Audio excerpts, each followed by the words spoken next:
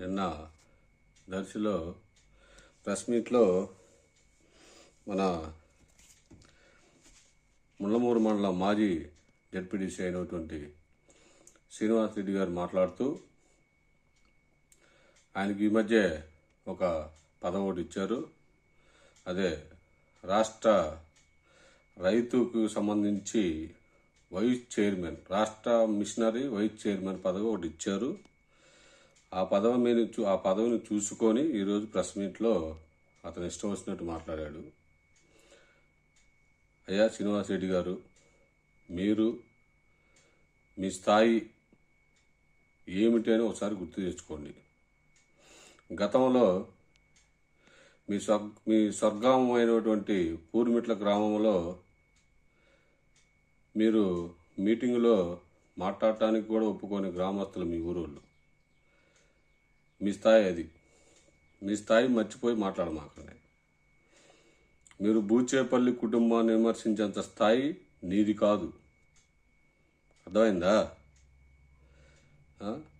ఏమిటి అభివృద్ధి? అభివృద్ధి అనేది బూచేపల్లి కుటుంబానికి ఉన్న బ్రాండు. ఆ బ్రాండ్, వాళ్ళకున్న బ్రాండే అభివృద్ధి ప్లస్ పేదవాళ్ళకి సాయం చేయటం, ఏదైనా సరే మంచి చేయటం వాళ్ళకి తెలుసు, చెడు చేయటం వాళ్ళకి తెలియదు. మీరు అన్నారు మిమ్మల్ని ఎమ్మెల్యేగా గెలిపించాక మీరు ఎక్కడో హైదరాబాద్లో వ్యాపారాలు చేసుకుంటున్నారని. ఆయన హైదరాబాద్లో వ్యాపారాలు చేసుకోవట్లా.